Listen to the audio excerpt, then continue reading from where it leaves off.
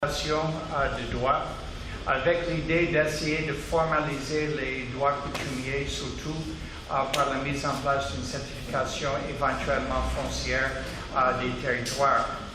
Mais lors des présentations hier, il y avait une idée principale qui est sortie, c'est-à-dire l'approche que nous avons utilisée au DPTDA a fait l'accent sur la mise en place des structures de dialogue autour du foncier. Autour de ces dialogues, on a fait la recherche participative. Il y avait des outils différents pour faire réfléchir les communautés et l'État sur la situation foncière dans ces zones. Il y a quelques résultats intéressants qui sont sortis et c'est le but de notre panel ici ce matin. D'abord, la recherche-action. Le dialogue autour du foncier a eu le résultat d'éveiller les populations sur les dynamiques foncières de leur territoire. On a vu hier le film à la fin de la journée qui a capté certaines expressions de cette fait de s'éveiller sur les dynamiques et les enjeux de l'avenir. Les capsules ont montré que les populations, suite au dialogue, commencent à planifier et à gérer leur espace, en espérant à mieux répondre aux dynamiques foncières qui changent très rapidement. Donc, le résultat de ce dialogue, c'est qu'il y a la mise en place des structures de planification de gestion du territoire local. Il y a deux mécanismes que nous avons utilisés au niveau de DPTDA. La première était de soutenir les efforts de l'État pour mettre en place les plans stratégiques de développement, les PSD. Donc nous avons utilisé l'approche de l'État pour essayer d'organiser les dialogues sur comment gérer l'espace du territoire. Pas uniquement sur comment faire une liste d'attente, c'est-à-dire une nouvelle école, l'hôpital, les routes, les barrages, les puits, les ponts, mais d'aller plus loin que cela, d'aller dans le débat comment est-ce que l'espace devrait être géré. Et comme j'avais discuté au début de ma présentation hier, il y a les espaces fonciers qui existent dans un territoire. On a vu ce débat démarrer par les capsules hier. Donc nous avons aidé les communautés de Tortilla et de Séguéla à faire les plans simplifiés de stratégie de développement, les plans qui essayaient de démontrer comment gérer l'espace pour le présent et l'avenir. Mais l'élément le plus important qui est sorti de ces dialogues, c'est la mise en place des nouvelles règles locales de gestion du foncier. Et j'aimerais mettre l'accent sur cette problématique dans le panel ce matin. C'est-à-dire le fait de dialoguer sur le foncier fait émerger les nouvelles règles de gestion des pâturages, les nouvelles règles, les interdictions d'ailleurs sur la gestion de la terre. Souvenez-vous de la petite capsule hier où certaines populations disaient on ne veut plus laisser vendre les terres aux étrangers de la zone. On peut les louer, on peut faire les contrats, mais on ne veut pas vendre. Ou bien nous avons vu les nouvelles règles qui sont sorties sur la place des femmes dans les anciennes zones dimentières où les nouvelles règles se sont créées pour permettre aux femmes de réhabiliter les terres, de faire le jardinage et d'avoir un petit papier, un petit contrat qui garantit l'accès à la terre des femmes envers les propriétaires traditionnels. Donc les règles sont en train de se créer et les règles émergent lors d'un processus de dialogue sur le foncier. Et à notre niveau, à notre perspective, ça c'est l'une des surprises qui sont sorties des dernières années. Donc sans se retarder, j'aimerais faire encore le rappel des quelques cartes qui étaient faites. Celui-ci, c'était le zonage qui était fait au niveau de Tortilla, je crois. qui essayait de montrer comment les populations elles-mêmes ont divisé le terrain, qui ont créé des zones de pâturage, les réserves foncières, ils ont identifié les forêts sacrées, les marigots sacrés. C'est une planification de l'espace classique à la façon participative et exclusive. Donc vous voyez une capacité assez nette et claire des populations avec une facilitation pour identifier les espaces fonciers. Tu as la deuxième.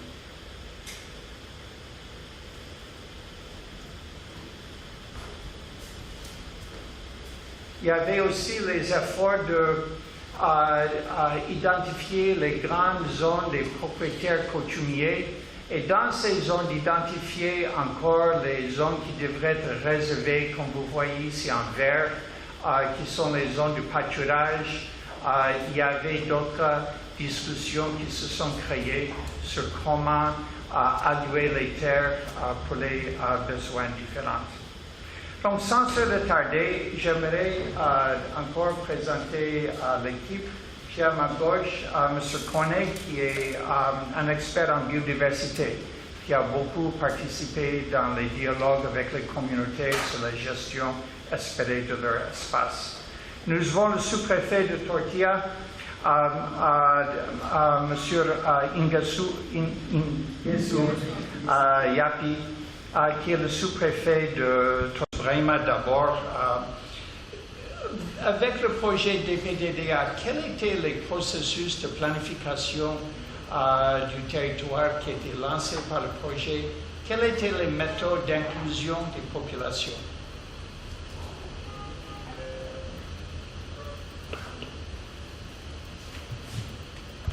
Merci Marc. Bon, bien entendu, pour un tel processus, je voudrais juste rappeler que elles ne nous sont pas écartées de ce que la loi avait prévu. Nous sommes inspirés du guide de planification locale qui est l'outil de référence de l'État ivoirien.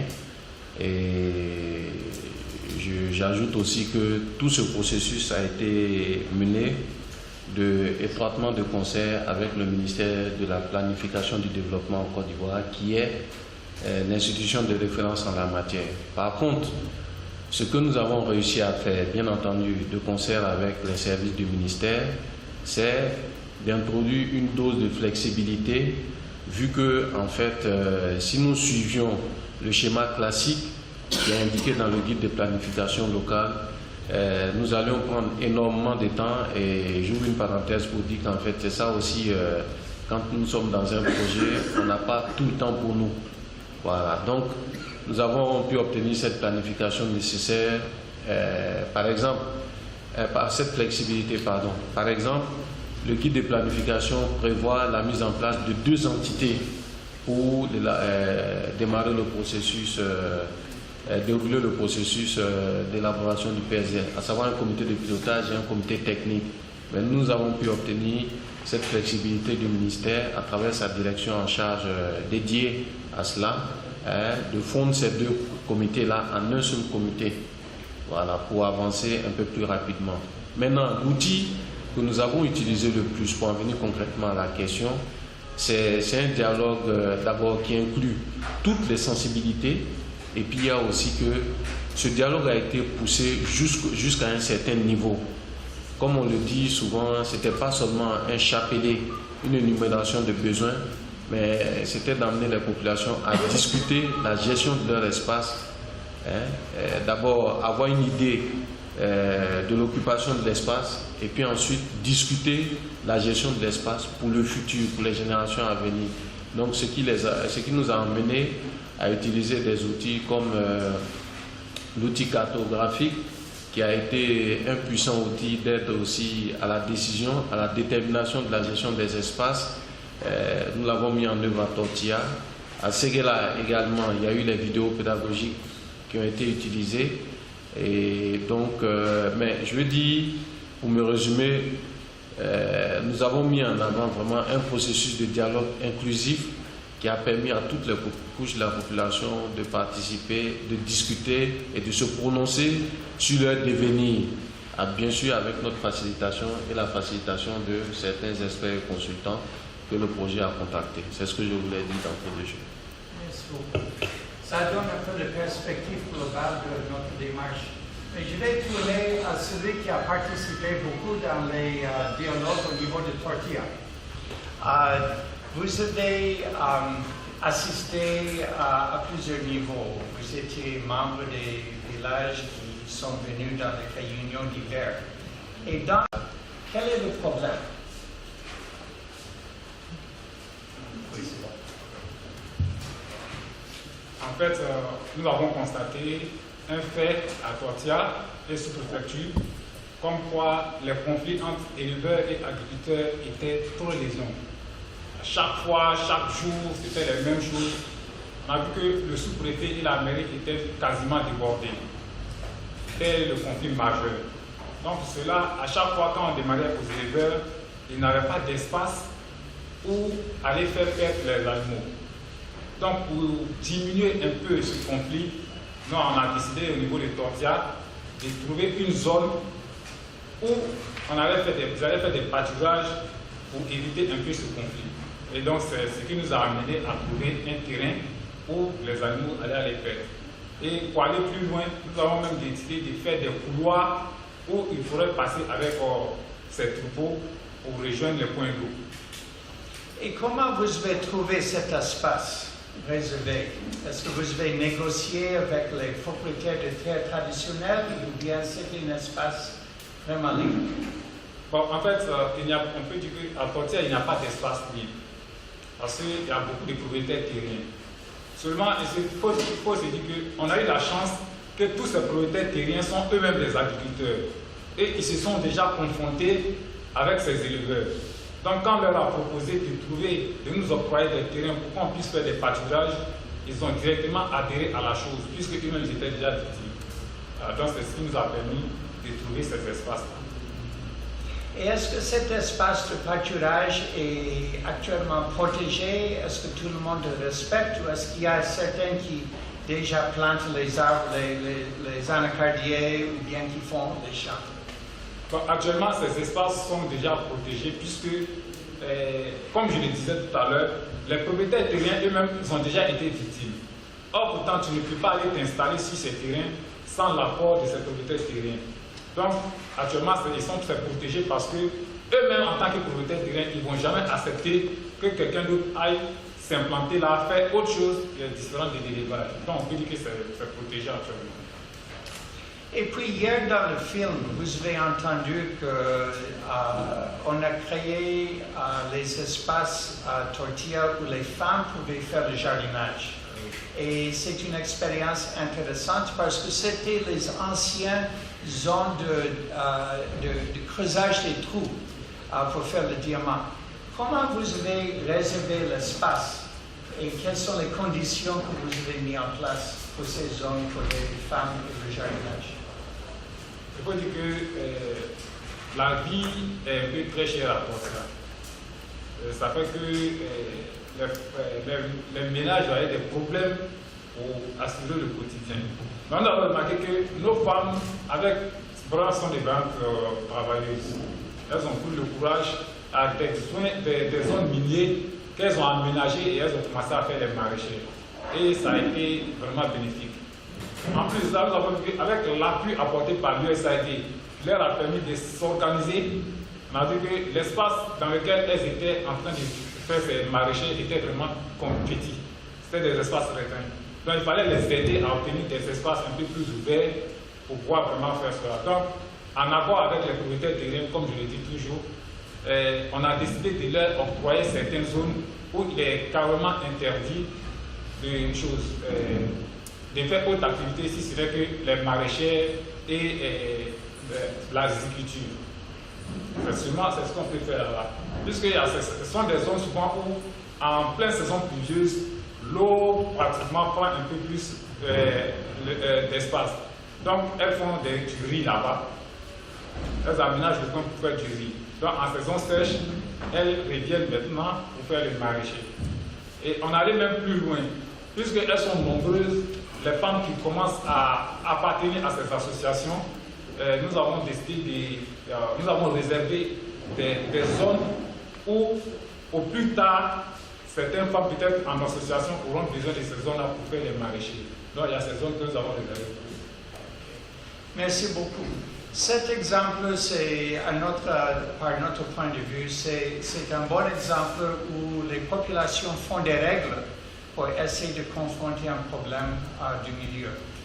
Surtout, ce qu'on voit rarement, c'est le rôle des femmes dans la restauration des terres, dans la réhabilitation des terres, mais pour servir leurs intérêts et aussi les intérêts de la communauté, mais lié à la sécurisation foncière, et la sécurisation foncière déterminée par les populations elles-mêmes et leurs règles locales de gestion.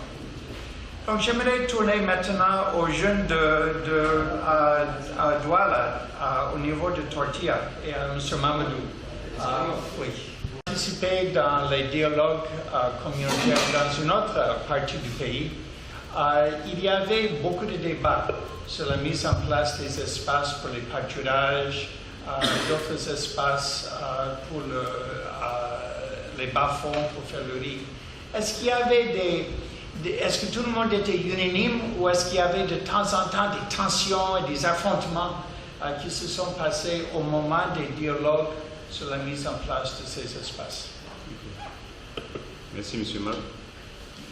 Au niveau de Douala, nous avons mis en place 3 comités pour pouvoir gérer les problèmes, les conflits liés à la terre. Donc, il y a le comité de gestion de conflits qui est dirigé par le chef du village. Il y a le comité Coton Anakad, dont je suis le président. Il y a le comité des éleveurs, dont le président est un autochtone. Au niveau de Douala, spécifiquement, il n'y a pas de place réservée pour le pâturage. Les places de pâturage sont les bas-fonds et les champs d'anacad adultes. Donc, lorsque il y a destruction de culture, le propriétaire du champ peut connaître le berger ou le propriétaire des animaux. Il va se plaindre au chef du village. Donc il convoque le président du comité des éleveurs et une équipe va sur le terrain pour faire le constat. Donc la situation est gérée par le chef du village et le paysan est dédommagé. Au cas où le chef du village n'arrive pas à trancher, c'est le sous-préfet qui tranche la situation et on dédommage le producteur. Et est-ce que vous avez les cas d'endommagement qui sont en train de se faire actuellement? Oui, il y en a qui se passent, mais souvent on ne connaît pas le propriétaire, l'auteur de ces endommagements. Donc qu'est-ce qu'on fait? C'est qu'au niveau du comité des éleveurs, si on ne sait pas qui a fait, ben nous connaissons au moins leur comité. Et puis eux, ils se connaissent. Donc ils ont mis en place un système. Si l'auteur n'est pas connu, mais quand même on fait les enquêtes et le sous-préfet évalue le dommage qui est commis et l'ensemble des éleveurs cotisent pour payer. Ok, l'ensemble cotise, d'accord. C'est vraiment innovant. Merci. Je tourne la question aussi au niveau de M. Fofana, le chef du village de Furana et aussi le chef de canton. M. Fofana, vous avez participé dans toutes ces... Je vous remercie. Je crois que concernant d'abord, je vais parler du fait de Furana. Je crois que chez nous à Furana, on a dit que la terre est un bien communautaire. Parce que dans d'autres villages, chaque famille a une portion de terre. Maintenant, on dit c'est un bien commun à la communauté. Donc, pour arriver à ce niveau, on a tenu plusieurs réunions. Et avant même que le projet ne vienne, on avait déjà fait des réserves pour les cultures vivrières. On s'est dit, si nous prenons toute la terre pour faire des cultures d'errante, demain on ne pourra pas faire de la culture vivrière. Donc cette réserve est là, les bas-fonds sont là, les bas-fonds sont réservés à la culture du riz. Il y a un consensus qui s'est dégagé. Quand nous sommes réunis, il y a un consensus qui s'est dégagé et on a mis des règles.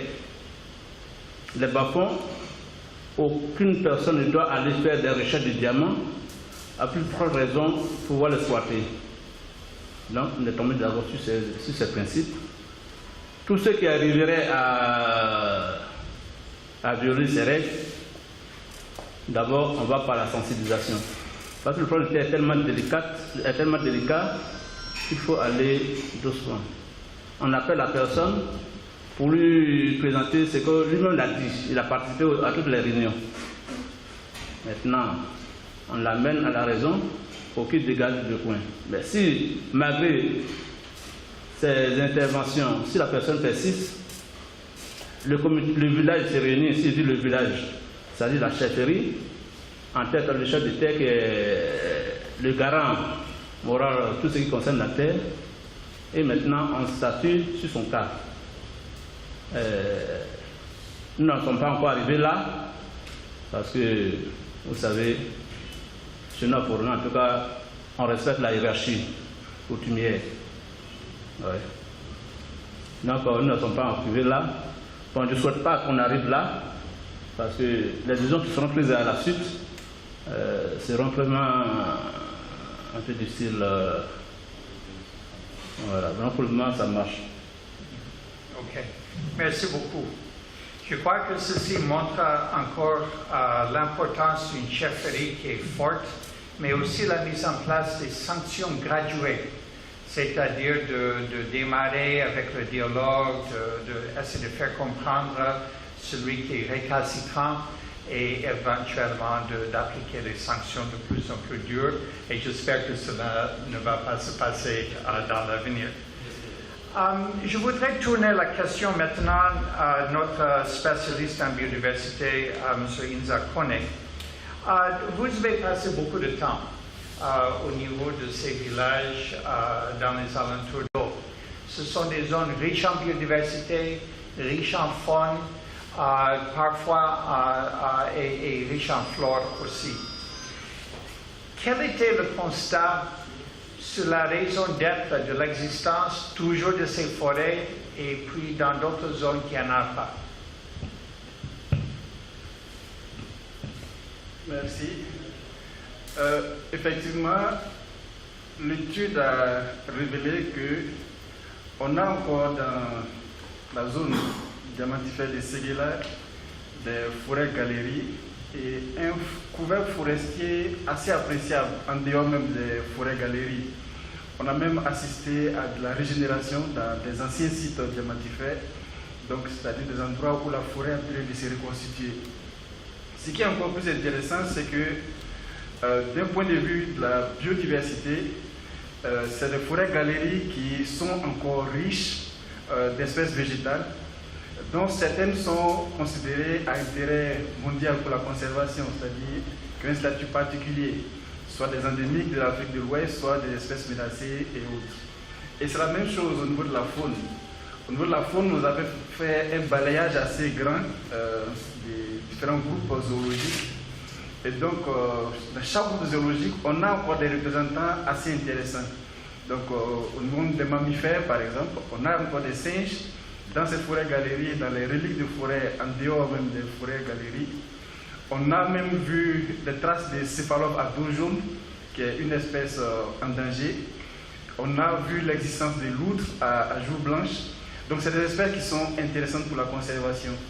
Au niveau des oiseaux, on a aussi dénombré un certain nombre d'oiseaux qui sont d'intérêt pour la conservation. Et au niveau des poissons ou des amphibiens, là aussi, on a une diversité assez appréciable. Ça ne veut pas dire qu'il faut occulter le fait que ces écosystèmes et leurs habitants, c'est-à-dire les animaux, les plantes, dont je viens de parler de l'importance, ne sont pas menacés. C'est des écosystèmes qui sont sous une forte pression et la pression est grandissante. Heureusement, on a vu dans les témoignages diffusés hier et on a constaté sur le terrain, les populations elles-mêmes prennent de plus en plus conscience de ce que ce n'est pas des ressources inépuisables. On les a exploitées pendant longtemps, d'une certaine façon. On ne peut plus continuer comme ça et ce constat est clair au niveau des populations elles-mêmes. Et c'est pour ça qu'on assiste à l'émergence de réorganisation sociale, à l'émergence de l'édiction de nouvelles règles de gestion. Et cela est extrêmement important. Il faut que cela donne des résultats le plus tôt possible parce que le constat c'est qu'on n'a pas beaucoup de temps. Si on continue la tendance actuelle, ces reliques des forêts avec leur biodiversité vont disparaître très rapidement et les conséquences seront dommageables pour tout le monde. En tant que biologiste, est-ce que vous pensez que ces espaces endommagés par les activités diamantières peuvent se régénérer assez vite ou est-ce que ça prend des décennies? Est-ce que vous avez une idée de la rapidité de régénération dans les zones endommagées? Oui, ça prend des décennies pour qu'un site, on va dire, se reconstitue.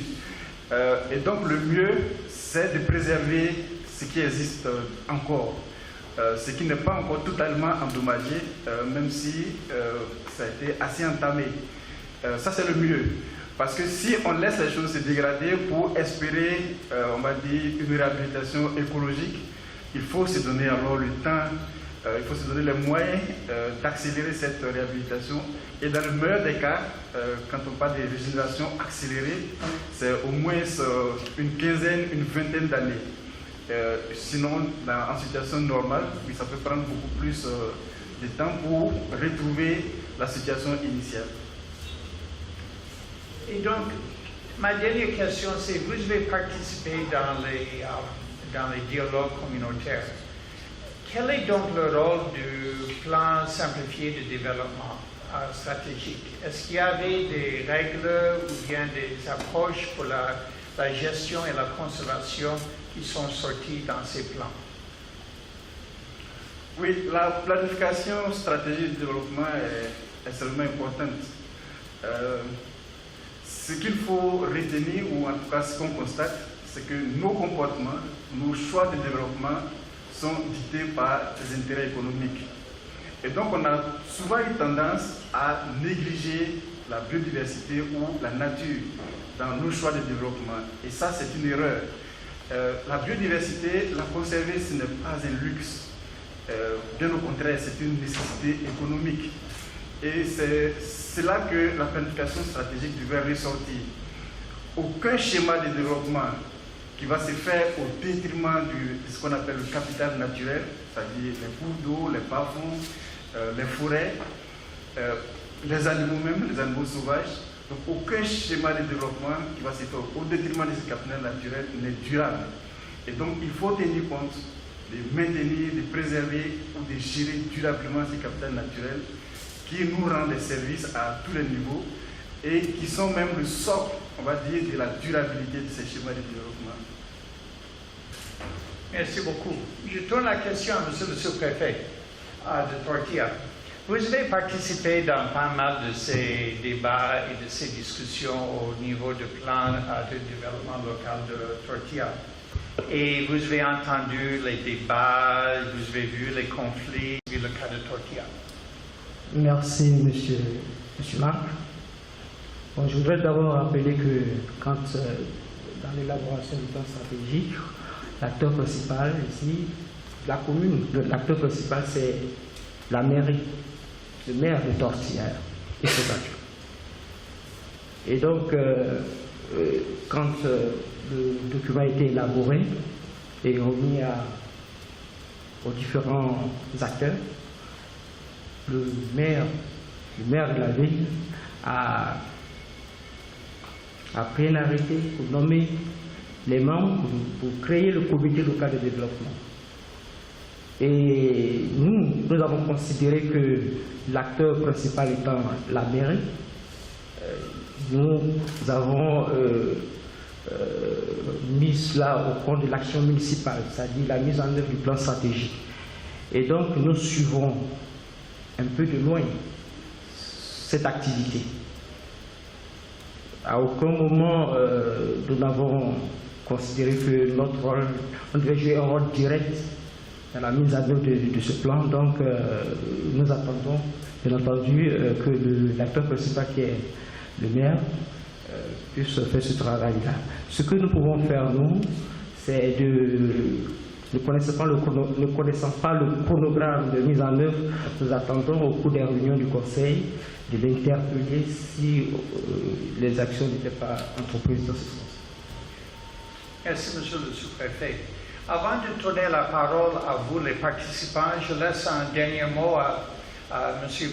Brema qui avait participé dans ces réunions et vous avez vu des dynamiques internes qui s'est passées.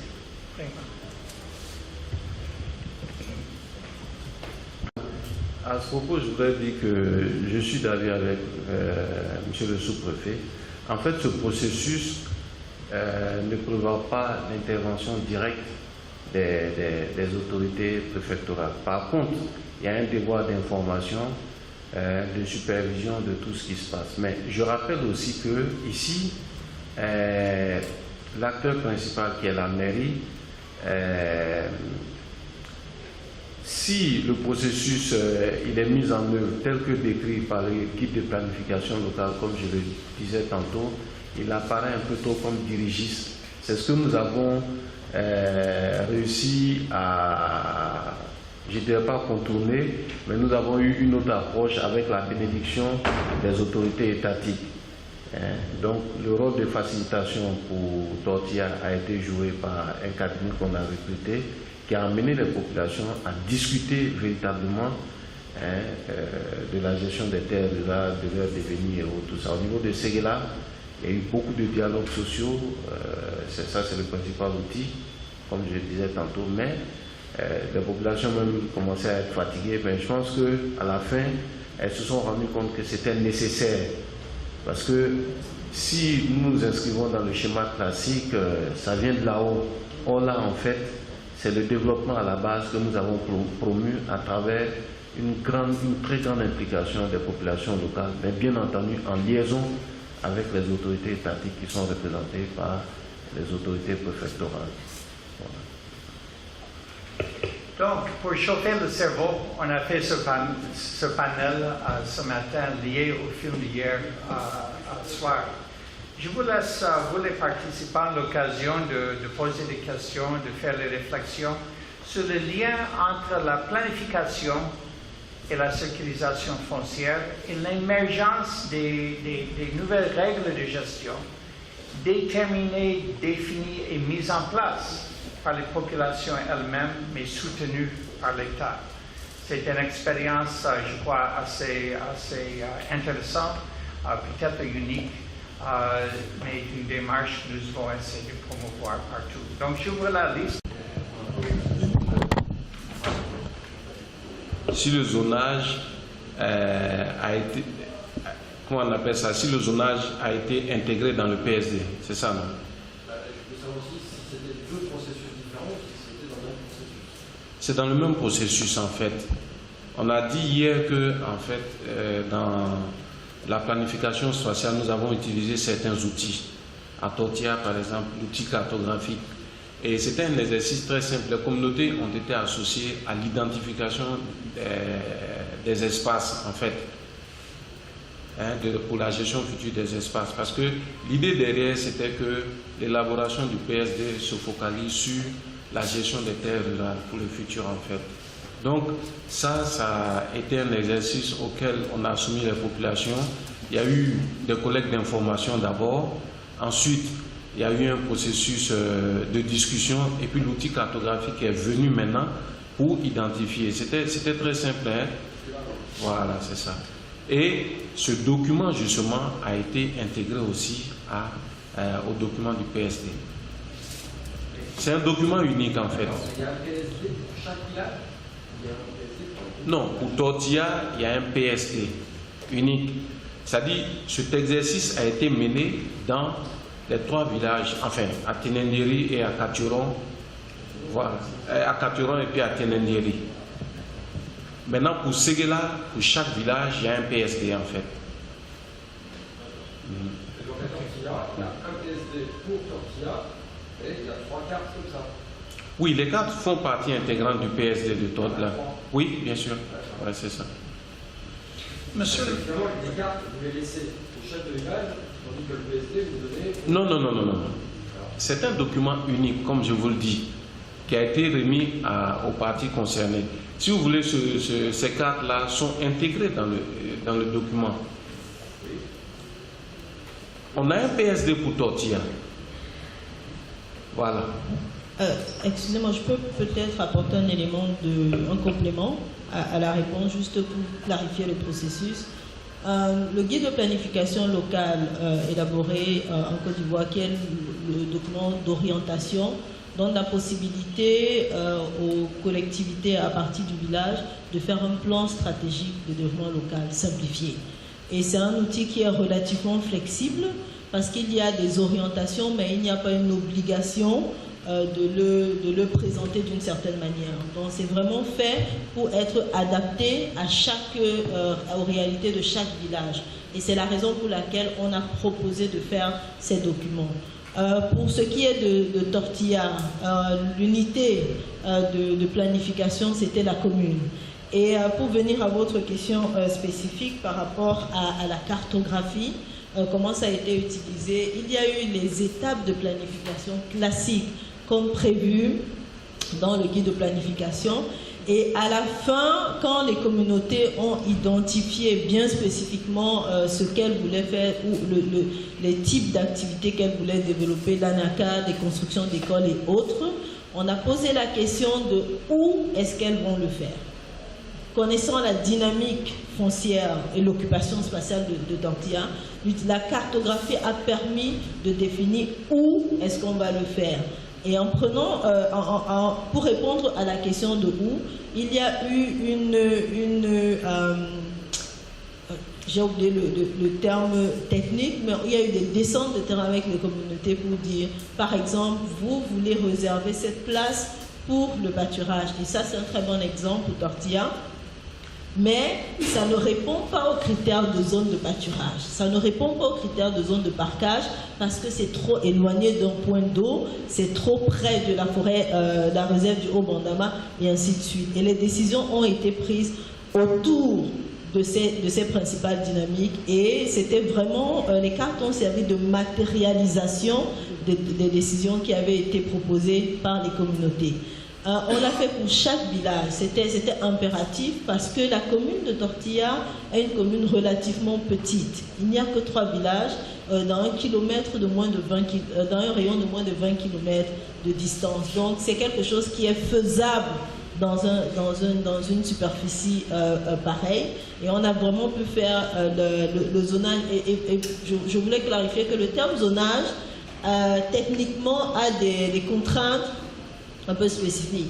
Mais nous, on l'a plutôt analysé comme la décision d'affectation des espaces spécifiques de terre pour des activités économiques et sociales spécifiques. C'est vraiment, on a pris la définition du zonage au sens le plus terre à terre et on n'a pas pris au sens le plus académique possible. On a pris le sens le plus simplifié.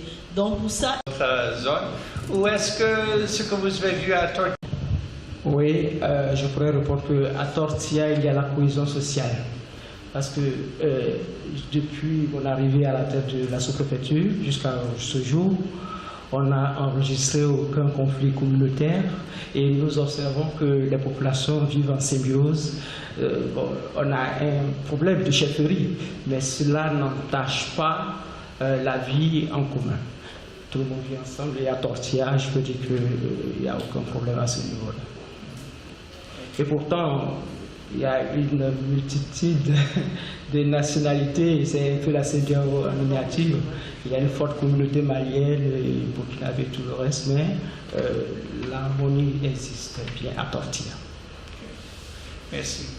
Donc, je tourne maintenant pour la deuxième question qui est venue du service des mines.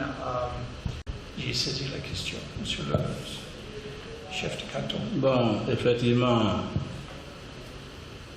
je dis que c'est vrai, aujourd'hui il y a un problème d'exploitation de diamants, il y a des recherches, mais les zones déjà réservées pour telle culture, pour telle culture, j'ai dit tantôt, je dis on ne peut même pas d'aller faire la prospection, à plus forte raison, on va chercher à exploiter. On ne sait jamais. Si à l'avenir, cela se posait, on va discuter, on va discuter. Mais cela ne peut plus se faire comme auparavant. C'est-à-dire venir creuser les trous, puis faire. Mais on nous a appris des techniques améliorées. C'est-à-dire, vous exploitez, après vous ferez fermer pour qu'on puisse faire de la culture vivrière encore, on puisse faire des plantations. Donc, la nouvelle technique d'exploitation sera appliquée. Ce sera la règle principale. Ceux qui ne peuvent pas appliquer ça, bon, ben écoutez, on n'a pas accès au site.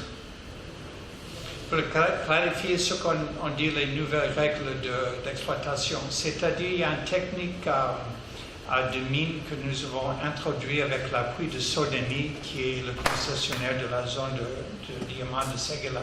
C'est-à-dire de creuser avec les terrassements, et au fur et à mesure qu'on suit la veine de gravier de diamant, on rebouche le trou. Donc il y a un avancement pour suivre les veines de gravier de diamant, mais on réhabilite la terre en même temps qu'on creuse.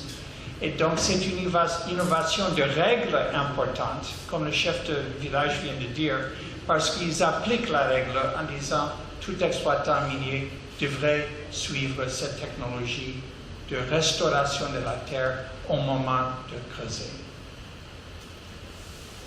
Est-ce que ça a répondu à votre question? Oui. Non. Parce que moi, la question était adressée à M. Mamadou.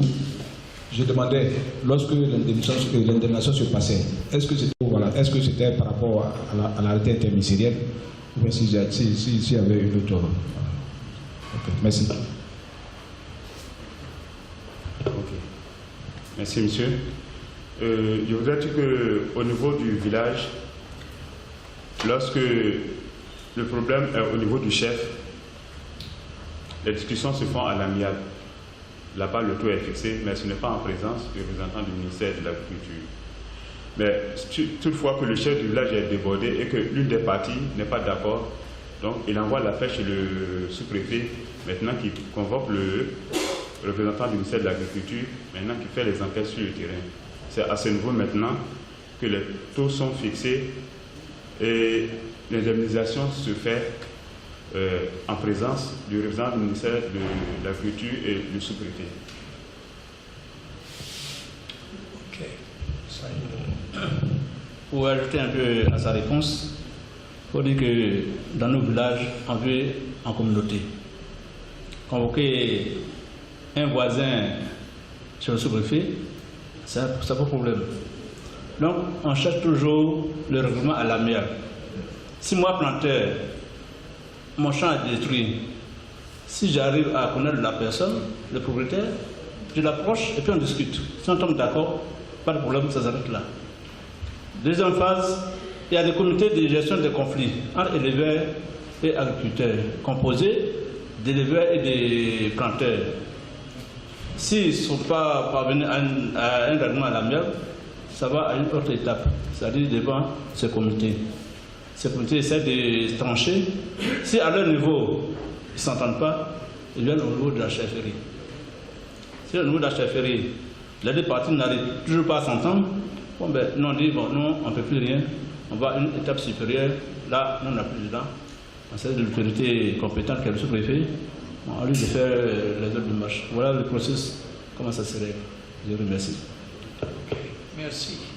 Pour avancer un peu plus, de l'environnement dans lequel nous étions arrivés, on a émis des critères, on a très simple. Il fallait savoir lire et écrire pour être membre du CLD.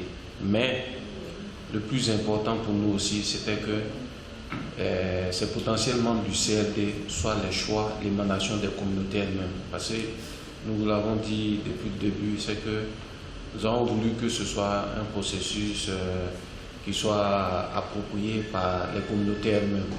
Donc tous les membres du CRD ont été d'abord identifiés par leur père pour être proposés maintenant à la mairie. Donc il y a représentants des femmes, représentants des peuples, des bouviers, quelque chose comme ça. Donc c'est ce qui a été fait pour être proposé sur une liste à la mairie qui a pris un arrêté plus tard pour formaliser la désignation des membres du CRD. Bon, c'est un organe de suivi de la mise en œuvre de tout ce qui a été identifié dans le plan stratégique de développement, accompagner la mairie, être une sorte faire une sorte de veille, comme on dit, pour accompagner la mairie. C'est juste son rôle, quoi, en fait. Si vous voulez résumer ça, c'est conseiller la mairie pour la mise en œuvre du plan stratégique de développement. En termes de résultats, bon, sa désignation est récente. Je dis, comment? L'arrêté est récent, donc, mais ils tiennent des réunions quand même pour regarder un peu le chronogramme de mise en œuvre du plan stratégique de développement et attirer l'attention de la mairie sur les retards justement dans l'exécution comment on appelle ça, des actions qui sont prévues dans le plan stratégique de développement. Mais à la décharge de la mairie aussi, il faut comprendre qu'il y a la question de la mobilisation des ressources pour mettre en œuvre les actions qui sont contenues dans le plan stratégique de développement, ce qui n'est pas la chose la plus aisée. Mais il y a quand même une interaction entre les deux structures qui augure d'une bonne collaboration et d'une mise en œuvre de certaines des actions sous le regard bienveillant du comité local de développement de Tortia. Merci, Prima. Monsieur Zakara, vous... Village. Tortia, ils ont leur zone de pâturage, avec les passerelles pour les animaux doivent passer, des noms pour Kajonon et Ténendéry. Après cela, concernant la saison sèche, nous avions des champs dans la carte qui dominent. Ce sont les champs qui dominent le plus. Donc, après la récolte de produits du blé, le riz, le maïs, nous permettons par exemple à ces animaux de venir goûter les restes dans les champs. Quand ils finissent, juste au début de la traite de l'anacate, nous les empêchons, nous les interdisons maintenant d'entrer dans les champs d'anacate pour manger. Donc eux-mêmes, ils se retrouvent maintenant, ils vont maintenant vers les zones de réserve. Les réserves les réserves dans les forêts, voilà, les réserves foncières. Donc ils vont vers là-bas, ne pas entrer dans les champs de riz. Donc quand les premières pluies viennent, il y a les bas-fonds où on avait fait le riz, où les femmes n'ont pas encore commencé à faire le marécage. Donc les animaux viennent souvent goûter là et ils se retrouvent. Donc c'est comme ça. Oui, je vous laisse pour... Tout le monde s'en va là-bas. Tous les éleveurs. Ouais, c'est une zone qui est prévue pour tous les éleveurs. En fait, les éleveurs, même au niveau des Tortia, ils ont leur association. Ils ont même un président. Donc, c'est eux, ils doivent tous aller là-bas, c'est ce qui est prévu. Donc, c'est comme ça. Ok, merci beaucoup. Peut-être une... Ma première question est, comment est-ce que les éleveurs arrivent à demander à 100% les dégâts de culture dont ils ne sont pas capables? Puis, comment ils sont pris pour accepter le fait de à notre niveau, les éleveurs sont répertoriés et ils se connaissent tous. Et donc, sur place, lorsqu'il y a des dégâts de culture et qu'on ne connaît pas l'auteur, eux-mêmes, je peux dire qu'ils font la police. C'est-à-dire qu'ils se disent, moi, il y a un groupe qui ont l'habitude d'aller du côté ouest, il y a un autre groupe qui a l'habitude d'aller. Donc, très souvent, on sait, quand il y a des dégâts de culture, c'est tel groupe qui est concerné. Donc, comme ils se connaissent, dans ces conditions, on sait vraiment l'affaire qui se passe. Comme on ne connaît pas la personne, mais c'est proche de ce groupe. Donc, eux, si ce n'est pas eux, ça peut être des éleveurs transhumants, des gens qui sont de passage. Donc, dans ces conditions, ils rencontrent les différents comités et même si on évalue les dégâts, mais on essaie de régler un peu à l'amiable pour qu'on abaisse le montant, le taux fixé pour que le producteur puisse un peu accepter ça. Okay. Ma question, comment il pourrait vous procéder pour accepter de procéder pour un dégât qui n'ont pas? Comment vous évaluez? Bon, vous savez, à leur niveau, le dégât qui est déjà commis, c'est que tout le monde est responsable. S'il n'y a pas de nourriture, tout le monde est responsable. Parce que ton voisin, s'il n'arrive plus à se nourrir, ben, il va aller chercher chez toi. Donc, quelque part, tout le monde est concerné. Donc, ils se rencontrent, ils se disent, vraiment, faisons quelque chose pour pouvoir le dédommager. Mais depuis votre système, est-ce qu'ils arrivent quand même à dédommager à 100% tous les dégâts dont on n'a pas besoin de... Il y a des dégâts qui sont quand même évalués, mais ils sont en train de voir comment est-ce que... Oui. Ils donnent quelque chose. Voilà, et puis bon, on prend ça comme ça, oui. Oui. Merci. Maintenant, dans le comité, vous avez parlé de coton anacarde. Voilà. Bon, même si je dirige le comité coton anacarde, mais je fais des cultures vivrières, je fais du riz, j'ai un bas-fond à ma disposition. Donc, on a mis le nom coton anacarde vraiment pour pouvoir rassembler tous les producteurs. Voilà. Ok, merci beaucoup.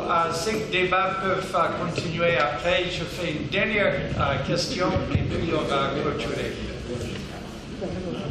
Merci bien, monsieur. Je reviens sur ma question précédente qui n'avait pas été répondue. C'est concernant les critères de délimitation des zones d'exploitation des diamants actuels. Est-ce que ces critères-là étaient basés sur les constats de l'état présent ou est-ce que ça prenait en compte la probabilité de délimitation de futures zones? Parce que nous, à la direction générale, notre priorité est de déterminer encore de nouveaux sites de diamants, parce que le diamant se fait de plus en plus rare. Je vais peut-être aussi laisser Tara parler un peu dessus, parce que vous avez beaucoup travaillé avec Sodemi pour l'identification des places, mais je crois que monsieur le chef de canton a aussi participé dans ces discussions. Donc, monsieur Profane. Non, c'est pas, je vais répondre à ce que je connais. Je crois que pour le moment, il s'agit des sites actuels. Dans notre entendement à Forona, c'est des sites actuels. Parce que dans tous les cas, à Forona, la partie orientale du village, ça c'est réservé vraiment à l'exploitation du diamant. La partie orientale. Et au champ d'Anakad. Maintenant, la partie occidentale, ça c'est une réserve pour la culture vivrière.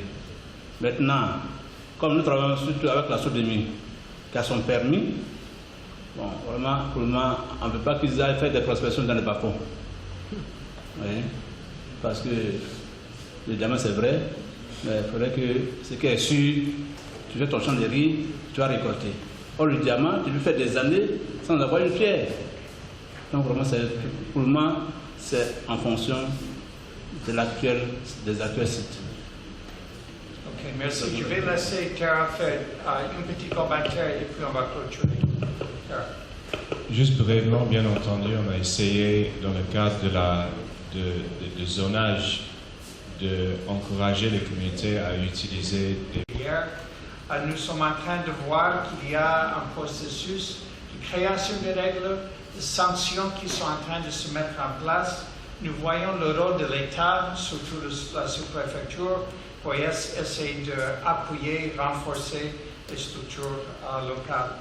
Nous voyons le rôle des botanistes qui se mettent autour du foncier actuellement pour essayer avec les populations de garder, conserver, gérer les reliques de haute biodiversité et même de promouvoir avec l'appui des femmes la régénération de certains espaces grâce à une sécurisation foncière, pas nécessairement avec les titres fonciers ou bien avec les documents officiels qui prennent un processus long, mais par le simple fait de noter oralement, aussi par les petites règles qui sont connues localement sur les nouveaux usages de l'espace. Et c'est l'innovation que nous sommes en train de promouvoir et de concrétiser au niveau de Séguéla et Tortilla. Donc je vous remercie, je passe la parole au chef modérateur du programme ce matin pour la prochaine étape, Sabine.